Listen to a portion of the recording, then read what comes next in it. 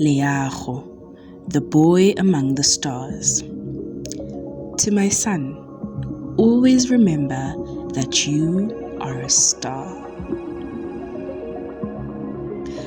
High above the earth, where the sky turns into an endless ocean of stars, lives a boy named Leago. His home is a glowing golden star called Leago. Hi, I'm Leago, and my house is up here among the stars. Cool, right? From here, I can see everything: the Earth, the Moon, and even other galaxies far, far away. Leago's home is no ordinary place.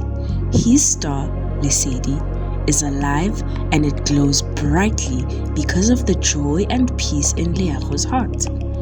His best friend, Stella, is a tiny zippy comet that keeps him company. Zoom! Zoom! Hey Leago, did you see that big star over there? It looks like it's losing its shine. That's a red giant star, Stella. It's not really sad. It's just in the last stage of its life. Every star has its own journey. God made each one different and special, just like He made us. Wow! So even when it looks weak, it still has a purpose? Exactly. We're all important to God. Even stars that seem small or old can light up the sky in amazing ways.